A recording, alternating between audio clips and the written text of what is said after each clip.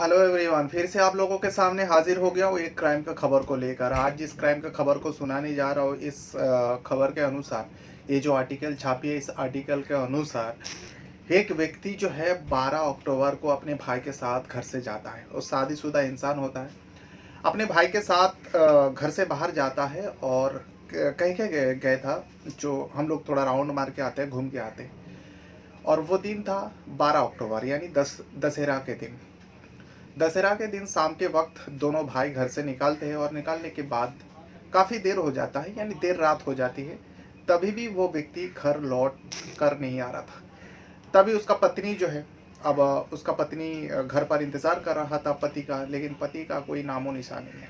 पति को बार बार फ़ोन कर रहा था, फ़ोन भी स्विच ऑफ आ रहा था। देखते ही देखते काफ़ी समय हो जाता है। होने के बाद घर वाले को इस बारे में बताता है, और जो कहता है दोनों भाई साथ में गए थे। घर वाले भी परेशान हो जाता है। 12 अक्टूबर की रात बीत जाता है। 13 अक्टूबर को घर वाले जो है उस पत्नी के साथ, यानी जो व्यक्ति घर लौटा नहीं था, और उसका भाई को भी फ़ोन किया। उसका भाई कहने लगा, क्योंकि उसका मौसेरा भाई होता है, वो अलग जगह में रहता था। जब उसे फ़ोन करके पूछा गया तो कहने लगे, हम लोग तो बस थोड़ा टाइम साथ में ही थे, फिर वो अपने घर चले गए, मैं अपने घर वापस आ गया। लेकिन वो घर लौटा नहीं था वो व्यक्ति। तभी जाकर जो है घर वाले ने पुलिस में जाकर रिपोर्ट दर्ज कराई, यानी मिसिंग कंप्लेन, गुमशुदगी का रिपोर्ट 13 अक्टूबर को दर्ज होता है। पुलिस भी अब नौ अट्ठा कट्ठा आदमी है, जवान आदमी है, कहाँ जा सकता है। इसीलिए इस मामले को, गुमशुदगी मामला तो दर्ज तो कर लेता है, लेकिन इतना ज़्यादा सीरियस नहीं होता। पुलिस ऐसे ही पूछताछ करता है, क्या पति पत्नी में विवाद है या किसी और के साथ विवाद है या घर में झगड़ा होता है वगैरह वगैरह, सारे कुछ पूछ लेता है। लेकिन पत्नी और घर वाले का कहना है ऐसा कुछ भी नहीं था।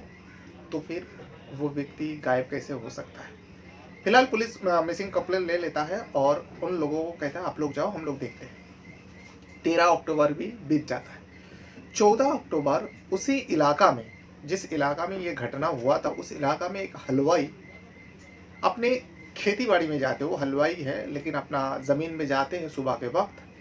तो देखता है कि जो व्यक्ति गायब हुआ था उसी गांव का था, इसलिए सारे लोगों को पता चला था। 2 दिन से, 12 अक्टूबर से वो व्यक्ति मिल नहीं रहा था।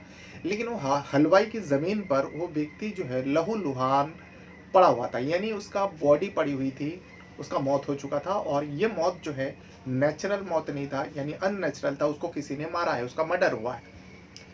अब इस मंजर को देखने के बाद वो चीखता है, चिल्लाता है, सारे लोग जमा होता है। गांव की बात है तो सारे लोग जमा होता है। फिर पुलिस को खबर दी जाती है। अब पुलिस भी अब इस मामले में सीरियस हो जाता है, क्योंकि यहाँ पर उस व्यक्ति को मारा गया, मर्डर हो चुका था।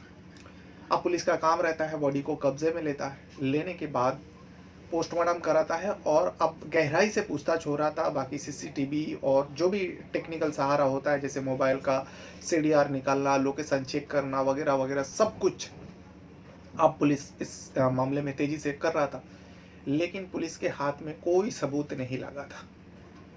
14 अक्टूबर को उस व्यक्ति का बॉडी मिलता है, 13 अक्टूबर को मिसिंग कंप्लेंट दर्ज हुआ था, और 12 अक्टूबर को घर से वो निकला था। यानी यहाँ 3 दिन बीत जाता है, और पोस्टमार्टम और वगैरह वगैरह इन्वेस्टिगेशन करते करते 3-4 दिन बीत जाता है, यानी 16-17 तारीख का हो जाती है। 17 तारीख को इस मामले का पुलिस जो है खुलासा कर देता है, यानी 17 अक्टूबर 2024 को इस मामले ने, पुलिस ने, जो एसपी है कृष्ण कुमार, उन्होंने प्रेस कॉन्फ्रेंस किया और इस मामले का, हत्याकांड का खुलासा करते हुए कहा, इस व्यक्ति को मारने वाला, जो मरने वाला व्यक्ति था, उसका नाम है पुष्पिंदर। पुष्पिंदर को मारने वाला उसका मौसेरा भाई है। अब वही भाई जो घर से लेकर गया था, और घर वाले ने भी बताया दोनों साथ में गया था। दरअसल वो सगा भाई नहीं था, मौसेरा भाई, यानी मौसी का बेटा था। अब उस व्यक्ति को भी, उस लड़का को भी पकड़ लिया गया, यानी मौसेरा भाई को भी पकड़ लिया। मौसेरा भाई ने सारे कबूला। तभी एसपी कृष्ण कुमार ने इस मामले में लेकर प्रेस कॉन्फ्रेंस करता है और पूरी हकीकत बता देता है, जो किस वजह से उस पुष्पिंदर को मारा। अब सवाल उठता है, आखिर एक भाई ने, भले ही मौसेरा भाई है, लेकिन भाई ने भाई को क्यों मारेगा? क्या दुश्मनी थी, क्या लेन देन था, जो जिसके वजह से भाई साथ में गया भी था और फिर ले जाने के बाद उसको मौत के घाट उतार देता है। अब इस सच्चाई का जब पुलिस खुलासा करता है, हर कोई हैरान हो जाता है, क्योंकि उसमें उस मरने वाला व्यक्ति का पत्नी का हाथ है। दरअसल मामला है उत्तर प्रदेश का संभल जिला का। संभल जिला का ही एक थाना लगता है बनियाथीर पुलिस थाना। बनियाथीर पुलिस थाने में जैसे कि मैं बताया 12 अक्टूबर को एक अकबरपुर गांव लगता है। जो बनियाथीर थाने के अंदर ही अंतर्गत आता है। गांव का नाम है अकबरपुर और इसी अकबरपुर का रहने वाला पुष्पेंद्र अपने भाई के साथ बाहर जाता है और उसके बाद घर लौटता नहीं। 2 दिन बाद उसका बॉडी मिलता है, किसी हलवाई के खेती में मिलता है। अब उसके बाद उसका पोस्टमार्टम होता है, सारी इन्वेस्टिगेशन होता है और इन्वेस्टिगेशन में कुछ भी हाथ नहीं लगा था। लेकिन एक खबर पता चला था, जिस भाई के साथ वो गया था उस भाई के साथ उसका रिश्ता अच्छा नहीं था। अगर रिश्ता अच्छा नहीं था तो वो भाई के साथ क्यों गया था, और वो मौसेरा भाई होता है, नाम है अजय। अब अजय कुछ समय पहले जो है उसी घर में रहा करता था, मौसेरा भाई के पास रहा करता था। क्यों? क्योंकि अजय को जो है जो उसके गुर्दे में जो है पथरी था और उस पथरी का ऑपरेशन के लिए अजय अपने मौसेरा भाई के पास आया था। मौसेरे के भाई के घर में ही रहा करते थे, इलाज कराने के लिए ऑपरेशन हुआ था, इसीलिए वहीं पे रह गया था। और इसी बीच अजय की अवैध संबंध जो है पुष्पेंद्र के पत्नी काजल के साथ हो जाता है। ये पूरा पुलिस को पता चला था, लेकिन पुलिस को सबूत चाहिए था, क्योंकि ये तो खबरी ने बताया। अब पुलिस ने अजय से जब पूछताछ किया तो अजय ने भी इधर उधर बातें किया, यानी घुमाने की कोशिश किया पुलिस को, लेकिन उसका झूठ पकड़ा गया। पुलिस ने जब उस अजय का कॉल डिटेल चेक किया तो पता चला अजय अक्सर जो पुष्पेंद्र का पत्नी है उनके साथ बातें किया करता था और घंटों घंटों बातें करता था। जिस बारे में जब पूछा तो कहने लगा, मेरी भाभी लगते हैं इसीलिए हम हमेशा बात करते हैं, इसमें कौन सी बड़ी बात है। ये भी बात सही है। लेकिन जब पुलिस सख्ती करता है, अजय टूटता भी है और अपने भाई को मारने का मोटिव भी बता देता है। बताते हैं हाँ, मेरा और मेरे जो पुष्पेंद्र भाई है उसके पत्नी काजल के साथ अवैध संबंध बन चुका था। मैं जब पथरी का इलाज कराने के लिए अपने मौसेरा भाई के पास घर में रहने लगता हूँ, तभी जो है अब भाई को काम के सिलसिले में बाहर जाना था और घर में हम दोनों अकेले हो जाते थे। और जब हम दोनों अकेले हो जाते हैं, यानी काजल और अजय जब घर पर अकेला रहता है, दोनों सुख दुख की बातें करता। अब देवर भाभी है तो हंसी मजाक में और भी कुछ बातें होता। इसी हंसी मजाक में बातें करते करते दोनों के बीच में अफेयर शुरू हो जाता है। मौका अच्छा था, घर पर कोई नहीं रहता था, दोनों के बीच अवैध संबंध का शुरुआत हो चुका था।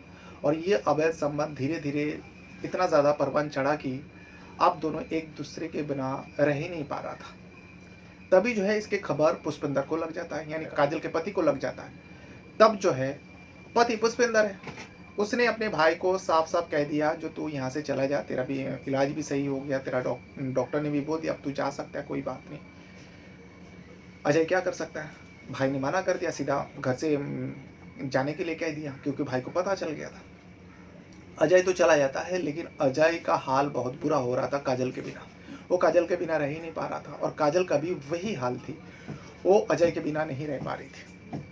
दोनों फोन पे बातें करते, जैसे ही मौका मिलता पुष्पेंद्र काम के लिए बाहर जाता, काजल फौरन अजय को फोन लगा देती और दोनों बातें करते। अब इस बारे में भी पुष्पेंद्र को पता चला तो पुष्पेंद्र बार बार रोका करते, यानी झगड़ा विवाद होने लगा पति पत्नी में। तभी जो है पत्नी काजल जाकर एक फैसला कर लेती है, जो ये पुष्पेंद्र को ही हमारे बीच में से हटाना पड़ेगा। पत्नी होकर पति को हटाने का साजिश रच डालते हैं और इस बारे में अजय को बताती है।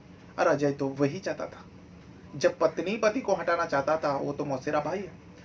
जब अजय को काजल सारी बात बताती है, जो एक काम करो, तुम जो है अपने भाई को रास्ते से हटा दो, फिर हम दोनों के बीच में कोई कांटा नहीं बनेगा, कोई रोड़ा नहीं बनेगा। अजय भी तैयार हो जाता है। प्लान के मुताबिक दोनों मिलकर प्लान रचा था। प्लान के मुताबिक 12 अक्टूबर दशहरा का दिन था। 12 अक्टूबर को जो है शाम के वक्त अजय अपने भाई के पास पुष्पेंद्र के पास आता है, कुछ चीज़ें लाता है, यानी गिफ्ट लाता है। साड़ी वगैरह थी उसमें एक जोड़ा, और कपड़ा वगैरह थी। अपने भाई के लिए भी एक जोड़ा कपड़ा लाया था, पैंट शर्ट का पीस लाया था, भाभी के लिए साड़ी लाया था, और भी कुछ फल वगैरह लेके दशहरा के दिन मिलने आया था। काफ़ी दिन उसके घर में रहा। मिलने आया तो अब पुष्पेंद्र को भी लगा चलो ठीक है, अभी इतना दिन बाद आया, भाई है। लेकिन यहाँ अजय जो कहता है पुष्पेंद्र को, जो चलो भाई दशहरा का दिन है, हम लोग बाहर जाकर घूम के आते हैं और थोड़ा पार्टी वार्टी मनाते हैं। पुष्पेंद्र भी अपने मौसेरा भाई के साथ अजय के साथ चला जाता है, क्योंकि पुष्पेंद्र को पता भी नहीं चला था। और यहाँ प्लान दोनों रच चुके थे, जो उसी दिन दशहरा के दिन उसका बलि चढ़ाना है। पुष्पिंदर का, और तैयारी के साथ आया, तो साथ में एक चाकू भी लाया था। उसके पास एक छोटा सा बैग हुआ करता, उस बैग में रखा था। अब उस चाकू को लेकर जो है वो दोनों साथ में चले जाते हैं, फिर जाकर दारू पीता है, यानी शराब वगैरह पीता है। पीने के बाद, क्योंकि बाइक से गया था, पुष्पिंदर के पास बाइक था, पुष्पिंदर अब कहने लगा भाई बहुत हो गया, देर भी हो रहा है, अब मुझे घर जाना चाहिए, तू अपना घर चला जा।